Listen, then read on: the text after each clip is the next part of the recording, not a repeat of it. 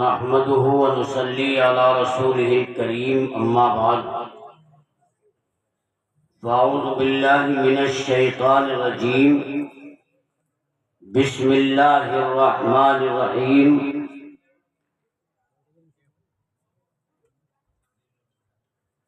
قال النبي صلى الله عليه وسلم افضل الاعمال بعد الایمان الصلاۃ او کما قال علیہ الصلاۃ والسلام۔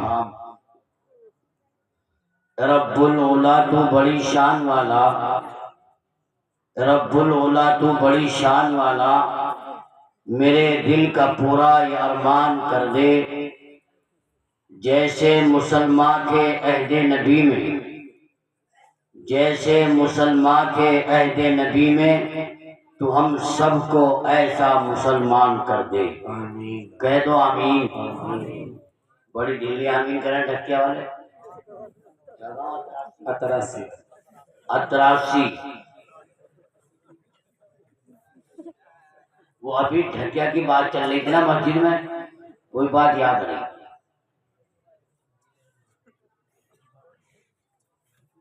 ابھی آپ حضرات نے اپنے مدرسے کے طلبہ و طالبات کی نعتیں، نظمیں، تقاریریں سنی اور اس سے اندازہ لگایا کہ آپ کے اس ادارے نے آپ کے بچوں کے ساتھ کیا محنتیں کی ہیں، ان کے جوہر علم کو بنانے، سنوارنے، نکھارنے میں کتنی کوششیں اور کاوشیں کی ہیں، اور آپ کے اس ادارے کے اساتذہ اکرام خصوصاً حضرت قاری محمد دلشاد صاحب اور ان کے تمام ساتھیوں نے آپ کے بچوں پر کیا محنتیں کی ہیں، آپ نے اس کا اندازہ لگایا۔ اور اس کے بعد حضرت مولانا محمد اخلاق صاحب استاد مدرسہ انصار العلوم نئی بستی نوگاواں کی خوبصورت نظامت کے مزے بھی آپ نے لیے، اور اس کے بعد مقرر نوجوان حضرت مولانا مفتی عقیل الرحمن صاحب کا پرمغز بیان بھی آپ نے سنا، اور اس کے بعد حضرت مولانا اخلاق صاحب نے مجھے بھی آواز لگائی۔ میں نے وقت کی نزاکت کو ملحوظ رکھا اور ایک حدیث پاک کا ٹکڑا تلاوت کیا، اسی کی روشنی میں چند بات عرض کروں گا۔ اللہ تعالیٰ مجھے بھی آپ کو بھی عمل کی توفیق عطا فرمائے۔ میرے پیاروں، یہ محفل، یہ مجلس جس میں آپ شریک ہیں، یہ کوئی معمولی محفل نہیں ہے۔ اس محفل کا انتساب، اس محفل کی نسبت اللہ اس کے رسول کی طرف ہے، اور جس کی نسبت جس کی طرف ہو جاتی ہے اس میں شریک ہونے والا اسی کا والا کہلاتا ہے۔ تو آج آپ جس محفل میں بیٹھے ہیں، اس محفل میں آنے والا نسبت لیے ہوئے ہے اللہ اور کے رسول اللہ کی۔ اس میں آنے والا اللہ والا بھی ہے اور رسول اللہ والا بھی ہے۔ آپ کہو گے امانت اللہ ثانی، اللہ کے بندے اس محفل کی طرف کو دیکھ، اس پہ نگاہ ڈال، اس میں کچھ اونے، کچھ پونے، کچھ سپا چٹ اور جنت میں چلے جائیں گے جھٹاپٹ۔ ایسا کیسا ہو سکتا ہے؟ وہ اللہ کی جنت ہے یا کباڑ خانہ؟ تو یہ بات میں نہیں کہہ رہا، یہ بات یہ علماء اکرام حضرت مولانا اخلاق صاحب، مفتی عقیل الرحمن صاحب، میں نے انہی کی زبانی سنا، انہوں نے فرمایا امانت اللہ ثانی، ان کی نسبت اللہ اور اس کے رسول کی طرف ہے، اور جس کی نسبت جس کی طرف ہو جاتی ہے وہ اسی کا والا کہلاتا ہے، اسی کا والا بن جاتا ہے۔ تو جب ان کی نسبت اللہ اور رسول اللہ کی طرف ہے تو یہ اللہ والے بھی ہیں، رسول اللہ والے بھی ہیں، اور جنت والے بھی ہیں۔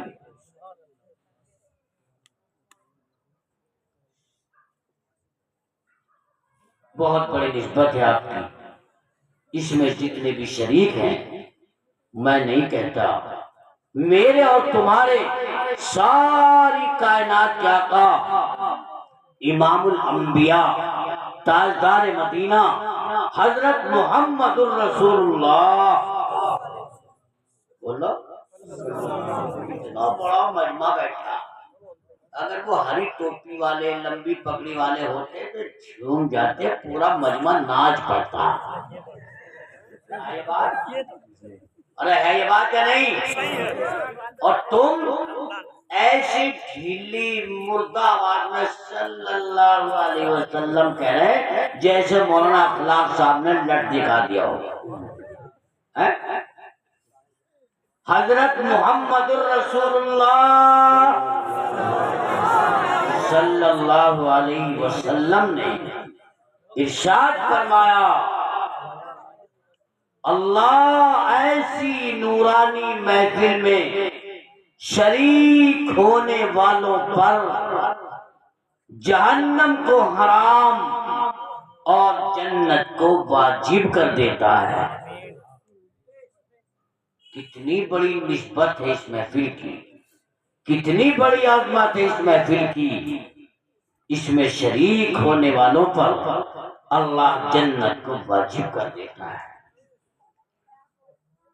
جنت چاہیے کہ نا؟ مر گیا نا؟ اب بڑا کم سانس نکلے گا، مرنے کی دعا کر دی ہے، یہ دعا تھوڑی، میں بھی، مولانا اخلاق بھی، قاری ارشاد بھی، یہ سارے علماء جو اسٹیج پہ بیٹھے یہ بھی سب مل کے دعا کریں، اللہ جتنے حضرات اس مجمع میں بیٹھے ہیں، 88 کے جلسے میں آئے ہیں، اللہ کسی کو موت نہ آوے۔ ہو جائے گا ایسا؟ ارے ہو جائے گا ایسا؟ کبھی نہیں ہو سکتا۔ کل من علیہا فان، ساری چیز کو، ایک ایک چیز کو فنا ہو جانا ہے یا نہیں؟ ہے نہیں؟ کل نفس ذائقۃ الموت، ہر جاندار کو موت کا ذائقہ بولو چکھنا ہے۔ جب مر جاؤ گے، موت آ جائے گی تو سب سے زیادہ آرام کی، عیش کی اور سکون کی جگہ، بولو سکون کی جگہ جنت۔ اور جنت ملے گی اعمال سے، جنت ملے گی اخلاق سے، جنت ملے گی سنتوں پر چلنے سے، جنت ملے گی فرضوں کو ادا کرنے سے۔ ایسی تھوڑی مل جائے گی جنت۔ یہ محفل بڑی بابرکت ہے، اس محفل میں شریک ہونے والوں پر اللہ جنت کو واجب کر دیتا ہے۔ یہ میرے آقا کا فرمان ہے۔ بہرحال آپ کہو گے امانت اللہ ثانی 1 گھنٹہ مفتی عقیل الرحمان صاحب لے گئے، اب تجھے بٹھا دیا، اور تیرے بعد اور بھی ہم نے اشتہار پڑھا، بڑے سارے نام تھے، قاری دلشاد صاحب نے تو وہ کام کر دیا۔ بتا دوں؟ ارے بتا دوں؟ بتا دوں؟ ایک تھا گھسیٹا، کون تھا بھائی؟ گھسیٹا، ایسا گھسیٹا، ایسا گھسیٹا مسجد سے دور کر دیا، کبھی مسجد میں نہیں گیا، عمر گزر گئی، مسجد جھانکی نہیں، دیکھی نہیں۔ یہ ہمارے جماعت کے ساتھی جن کا کام لوگوں کو دعوت دینا، مسجد میں بلانا، نماز پڑھوانا ہے، اگر یہ بھی چلے گئے تو کسی کا ہاتھ توڑ دیا، کسی کا پیر توڑ دیا، کسی کا سر پھوڑ دیا، گیا نہیں مسجد میں۔ لوگ بڑے پریشان تھے، اور جب مسجد میں گیا نہیں تو مسجد کے اندر کے حالات کا پتہ بھی نہیں کیا کیا ہو، روزے کا پتہ نہیں کیا ہو۔ سنتا تھا شہری میں اعلان ہو رہا روزہ رکھ لو، شام کا اعلان ہو رہا افطار کر لو، لیکن پتہ کچھ نہیں۔ آخر کار مہینہ آ گیا رمضان کا، ابھی آنے والا نہیں۔ کتنے رکھیں گے روزے؟ روزے رکھنے کی بات کر رہے ہیں مولوی صاحب۔ مولانا اخلاق اگر نوگاواں کی گلیوں میں گزر جائے تو مسلمان نوجوان شرم بھی نہیں کرتا، گٹکا توڑے گا اور وہیں ان کے سامنے پھاڑے گا، مولوی اخلاق کو دکھائے گا، اور وہ لوگ کرتا ہے کہ نہیں؟ نہ شرم نہ غیرت، وہیں اس کا ٹھیک اڑا گیا۔ مولانا نے ٹوک دیا، بھائی رمضان کا مہینہ، اللہ کے بندے، روزہ بھی نہیں رکھا، گٹکا بھی کھا لیا، کچھ تو شرم کر لے۔ تو بڑی جلدی یوں کہے گا مولوی اخلاق، جب اللہ سے چوری نہ تو تم سے کیا چوری؟ یعنی جملہ، ارے بولو کہتے ہیں کہ نہیں؟ کتنا بڑا ڈرپوک، کتنا بڑا نڈر، کتنا بڑا بے شرم، کتنا بڑا بے غیرت۔ مولانا اخلاق کو مسئلہ بتا رہے ہیں، جب اللہ سے چھونا تم سے کیا، مجھے کو کھانے دو۔ اور اللہ یوں کہہ رہا ہے، او میرے بندے، اگر تو بیماری کی وجہ سے، سفر کی وجہ سے، کسی اور عذر کی وجہ سے روزہ نہیں رکھ سکتا، روزے سے تو بالکل علیحدہ ہو گیا، روزہ نہیں رکھا، تو یاد رکھ مولانا اخلاق سے مجھ سے چوری کر یا نہ کر، مولانا اخلاق سے تو چوری بولو چوری کرنی ہے۔ کھانے کی ضرورت پڑ جائے، دوائی استعمال کرنی ہو تو باہر کے حصے میں نہیں، کمرے کے اندر چلا جا، تو جانے اور میں جانوں، دنیا والا کوئی نہ جانے۔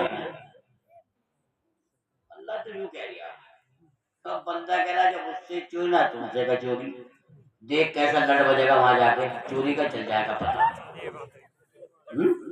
شرم آنی چاہیے۔ رمضان کا احترام ختم، رمضان کی قدر ختم، روزہ ختم، اور پھر دعا مانگ کے سوچے کہ اللہ کیا کی طرف کو دیکھو، فرشتے آ رہے نہیں آ رہے مدد کرنے کی۔ اللہ ہمارے حال پر رحم فرمائے۔ رمضان آنے والا، رمضان آ گیا، اور آگے مسجد میں جماعت۔ ظہر میں امیر صاحب نے بیان کیا اور گشت کے فضائل بیان کیے، اور یوں کہا بھائی دیکھو یہ رمضان کا مہینہ ہے، بابرکت مہینہ ہے، ایک ایک گھر پہ دعوت جانی ہے، ایک ایک گھر پہ ہمیں پہنچنا ہے، ایک ایک گھر سے بلانا ہے، اللہ کے بندوں کو اللہ کے گھر تک لانا ہے۔ لوگ سنتے رہتے، بات ختم ہونے کے بعد جماعت کی ترتیب بنائی، 2 جماعتیں بنا دی، ایک ادھر سے جا رہی ہے، ایک ادھر سے۔ امیر صاحب نے پھر رہبروں کو تاکید کی کہ دیکھو بھائی کوئی گھر چھوڑنا مت، ایک ایک گھر پہ جانا، ایک ایک گھر پہ دعوت دیں گے۔ امیر صاحب کی بات سن کے رہبروں نے کہا، سوچا یار ایک ایک گھر کی بات کر رہے ہیں، ہم روزے دار ہیں، یہاں وعدہ کر جائیں اور وہاں جا کے گھسیٹا کا گھر چھوڑ دیں تو بات بڑی غلط ہوگی۔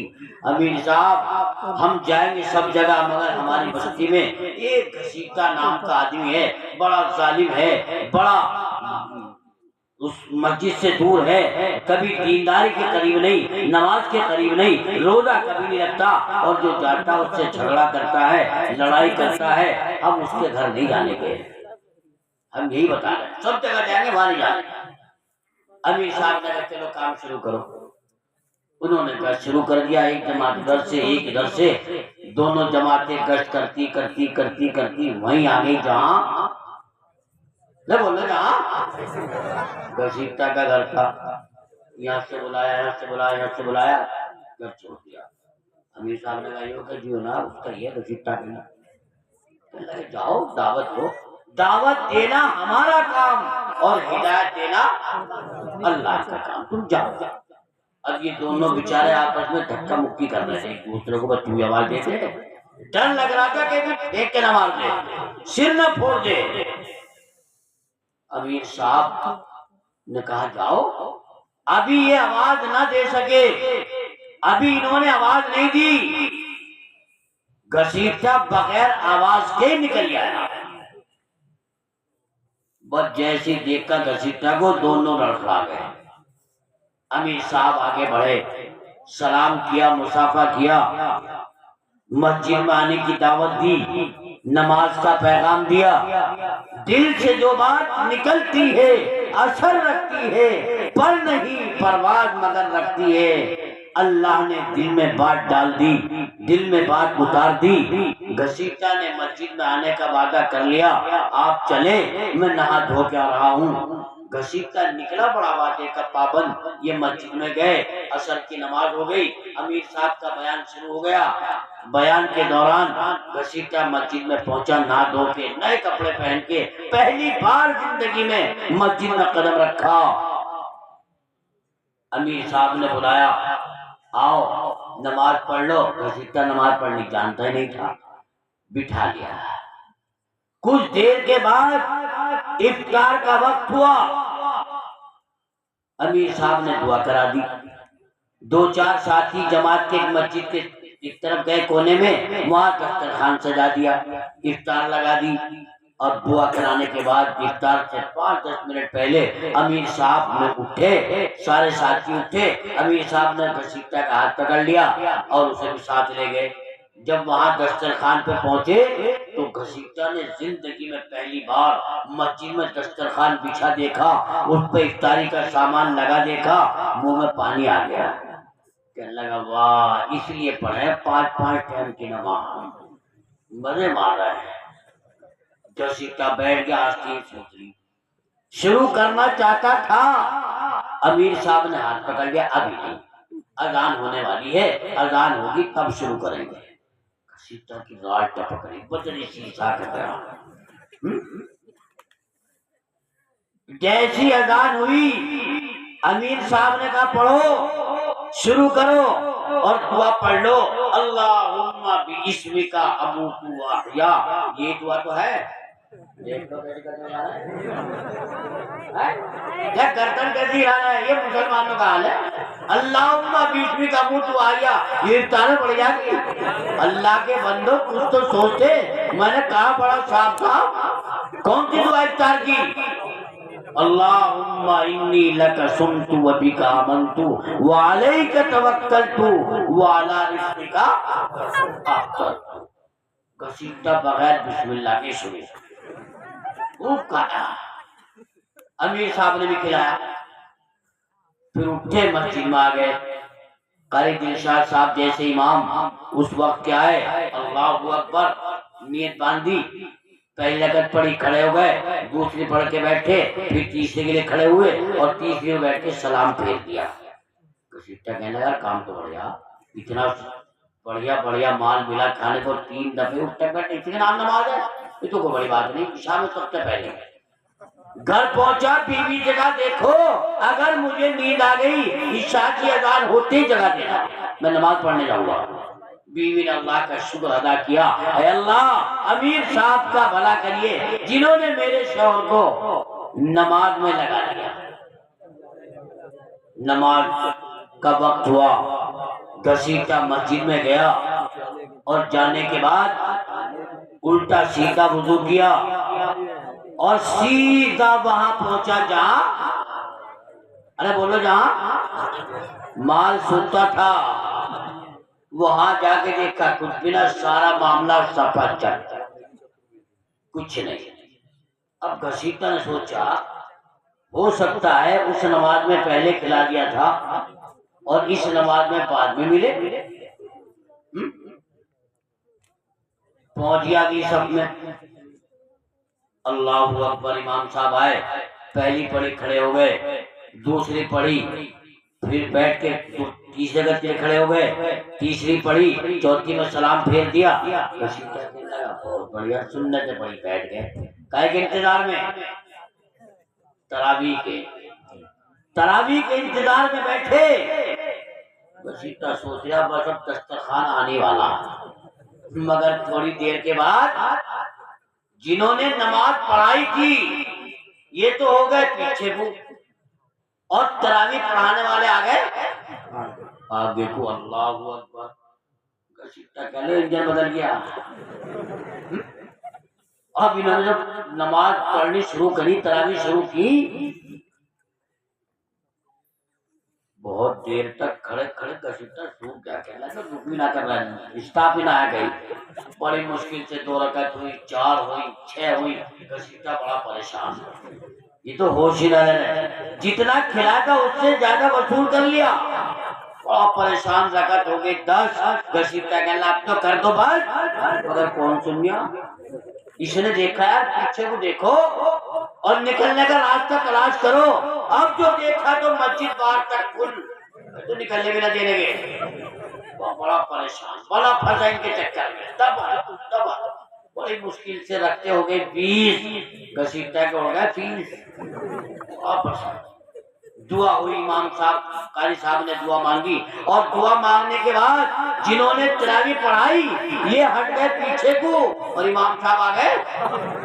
اللہ اکبر، گسیٹا کہنے لگا پھر انجن بدل گیا، بھئی تو ایک ہٹے ایک لگ جا، ایک ہٹے ایک لگ جا۔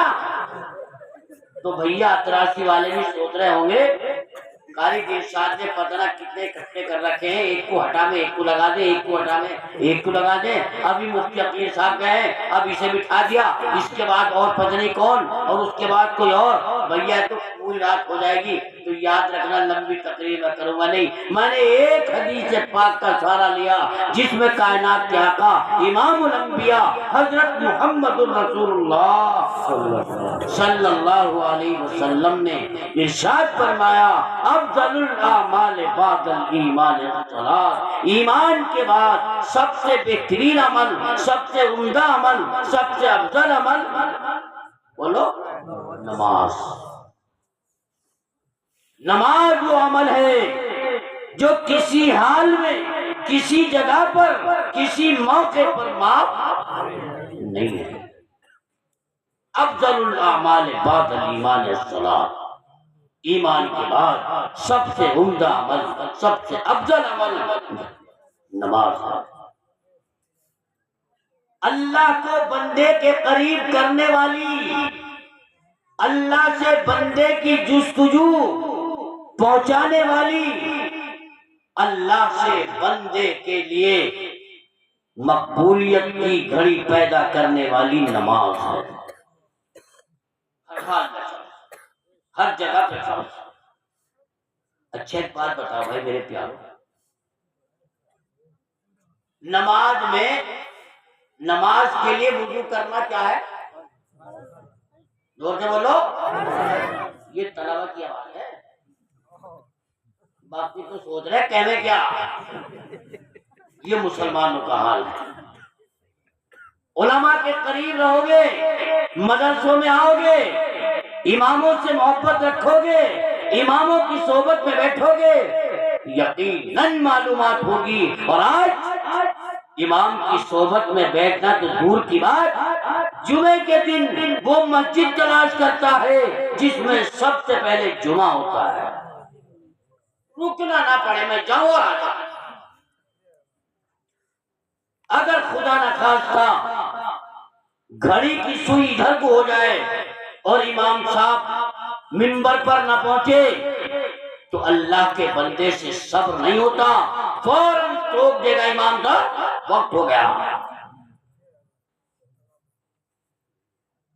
المومن فی المسجد کالسمک فی الماء، مومن کے لیے مسجد ایسی ہے جیسے مچھلی کے لیے پانی۔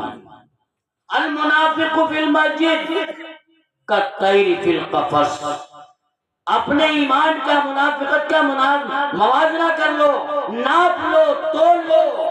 اگر مسجد میں دل نہیں لگتا، مسجد میں نہیں رکا جاتا، مسجد میں نہیں بیٹھا جاتا، تو تمہارے ایمان میں کھوٹ آ گیا۔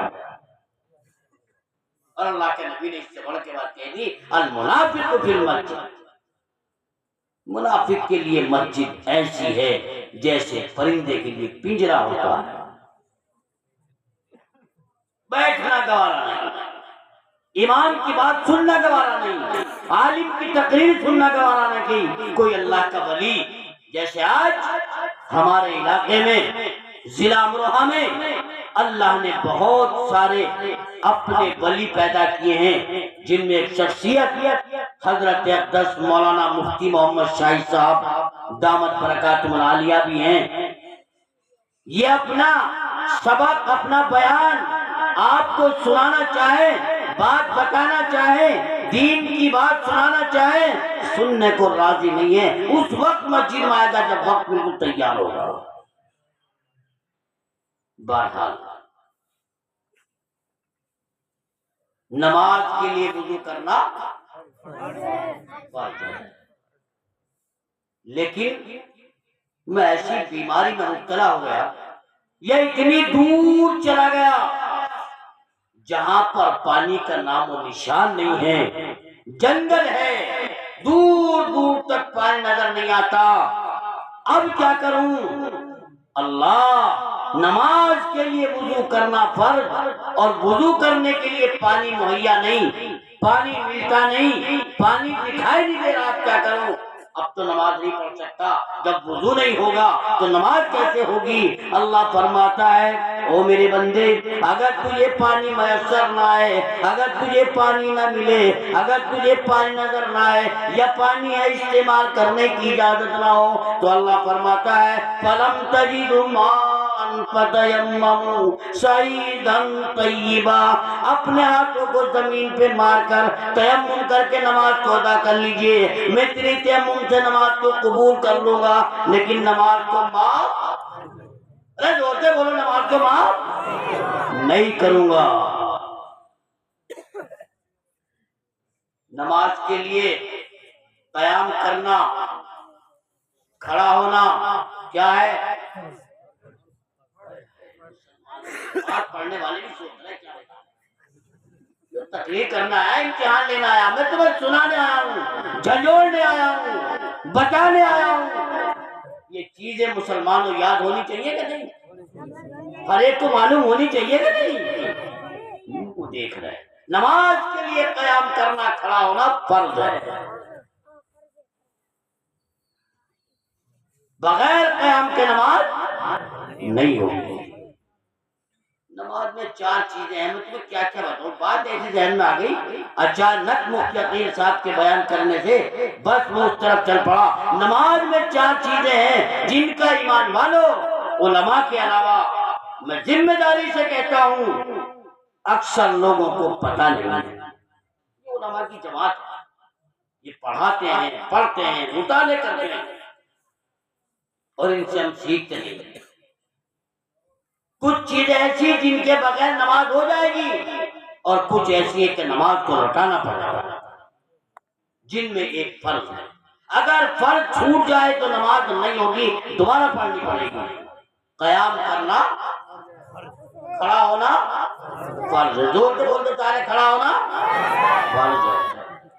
مگر میرے پیر کی ہڈی ٹوٹ گئی، آپ تو نہیں کہوں گا، ورنہ آپ کہو گے ہمارے مرغا توڑا اور ہماری ہڈی توڑ دیا۔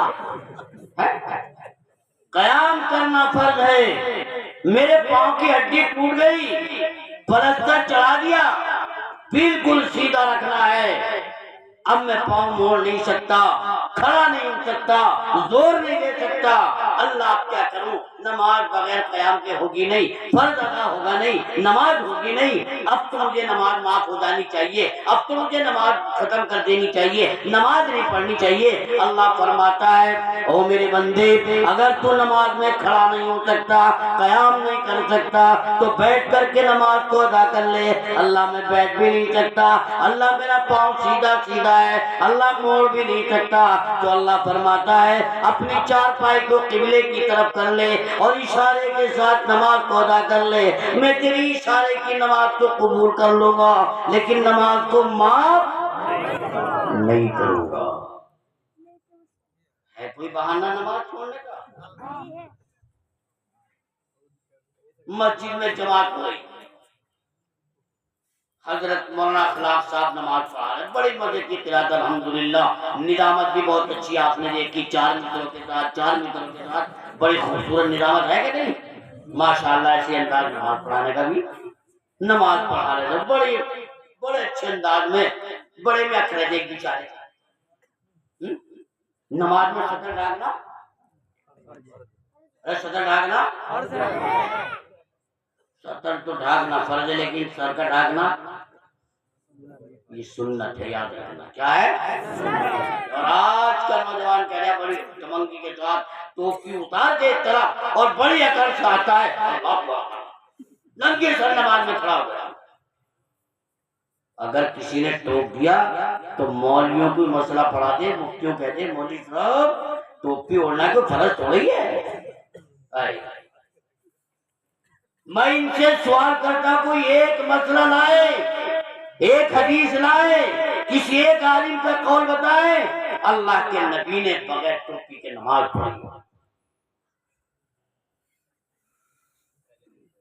صدر کا ڈھانکنا، اور تو بولو مولوی صاحب نماز پڑھا رہے تھے، ایک بڑے میں بیچارے ٹیری کارڈ کا تحمل باندھ رکھا تھا، اچانک ایک ٹھورا کھل گیا، وہ سلکنے لگا نیچے، اب اسے پکڑے تھے وہ دوسرا بھی کھل گیا، دھوتی دھڑام دے نیچے جا پڑا۔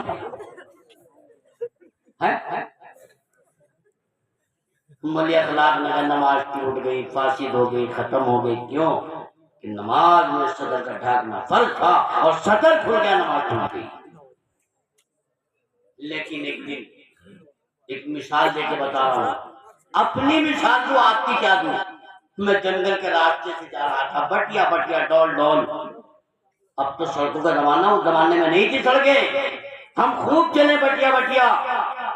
استاد محترم شہنشاہ خطابت حضرت مولانا امانت اللہ صاحب رحمۃ اللہ علیہ، اللہ ان کی قبر کو نور سے پر نور فرمائے، کہہ دو آمین۔ اللہ ان کے درجات کو بلند فرمائے، کہہ دو آمین۔ اللہ ان کی مغفرت کے فیصلے فرمائے، کہہ دو آمین۔ ہم ان کے ساتھ بہت چلے، ڈول مظفر نگر سہارنپور کے علاقے میں، بہار کی ایک جگہ میں پیدل چلے، 2 آدمی مل گئے راستے میں، دونوں کا ہاتھ میں بندوق، ایک نے اس کان پہ نکال کر دے مار، سب کچھ نکلوا لیا، کہنے لگا کرتا بھی نکال دے، بنڈی بھی نکال دے، گھڑی بھی دے دے، بنا کر کہے بنیان بھی نکال دے، کہنے لگا پجامہ بھی نکال، میرے پاس تو نکر بھی نہ آیا، کہنے لگا نکال دے، خیریت چاہیے۔ اب بندوق کے سامنے کون بول رہے؟ نکال دیا، مادر ذات برہنہ کر دیا، اللہ کے مؤذن نے آواز لگا دی، اللہ اکبر اللہ اکبر، حی علی الصلاۃ حی علی الفلاح، اللہ کیا نماز کا وقت ہو گیا، میں مادر ذات برہنہ ہوں، ننگا کھڑا ہوں، انہوں نے جینیوں کا پنڈت بنا دیا، کیا کروں؟ اللہ فرماتا ہے او میرے بندے، تو اس ننگی حالت میں اپنے ابا کے سامنے جاتا ہوا شرمائے گا، اپنی اماں کے سامنے جاتا ہوا شرمائے گا، اپنے گھر والوں کے سامنے جاتا ہوا نظریں بچائے گا، اپنے محلے داروں کے سامنے جاتا ہوا کترائے گا، میں تیرا خالق و مالک ہوں، یقیناً مجھ سے بھی شرمائے گا، یقیناً مجھ سے بھی کترائے گا، لیکن او میرے بندے، تو اسی ننگی حالت میں بیٹھ کر اپنی شرمگاہ کو زانوں کے بیچ میں چھپا کر نماز کو ادا کر لے، قسم مجھے اپنی کبریائی کی، تیرے ننگے بدن پر رحمت کی چادر ڈال کر تیری نماز کو قبول کر لوں گا، لیکن معاف سمجھ میں آ رہی یا نہیں آ رہی؟ نماز کو معاف نہیں کروں گا۔ افضل الاعمال بعد الایمان الصلاۃ، ایمان کے بعد سب سے افضل عمل نماز ہے۔ نماز پڑھ رہے ہو، جماعت میں کھڑے، اچانک برابر والے کی ہوگی پھوس، ہو جاتی کہ نہیں؟ تو برابر والا جو کھڑا تھا کونی مار گیا، ادھر آئی کونی مار کے توکے پھوڑ دی، تیرا وضو ٹوٹ گیا. لیکن ایک شخص جس کو ری کا مرض ہے، پیٹ خراب رہتا ہے، گیس زیادہ بنتی ہے، بار بار ری خارج ہوتی ہے، اللہ اب کیا کرے، میرا وضو باقی نہیں رہتا، میں کرتا ہوں ٹوٹ جاتا ہے، وضو کرتا ہوں ری نکل جاتی ہے، وضو کرتا ہوں ہوا خارج ہو جاتی ہے، میرا وضو ٹوٹ جاتا ہے، وضو باقی نہیں رہتا، اللہ کیا کروں؟ اللہ فرماتا ہے او میرے بندے، اگر تیرا بار بار وضو ٹوٹ جاتا ہے، بار بار ری خارج ہو جاتی ہے، بار بار تیری گیس نکل جاتی ہے، تو ایک مرتبہ وضو کر کے نماز کی نیت باندھ کر کھڑا ہو جا. اگر تیری ایک منٹ میں 50 مرتبہ ری خارج ہو جائے گی، قسم مجھے اپنی کبریائی کی، میں اسی حالت میں تیری نماز کو قبول کر لوں گا، لیکن نماز کو معاف نہیں کروں گا. ہے کوئی راستہ نماز چھوڑنے کا؟ ہے. جماعت والے کنڈی بجانے آئے، نکھر بابائی ہیں، میں نسیم بھائی ہیں، تو چولہے پہ ہاتھ سیک رہا یوں کر، وہ بڑی ٹھنڈ ہو گئی، بیوی بیٹھی وہ بھی ہاتھ سیک رہا ہے، دونوں بیٹھے.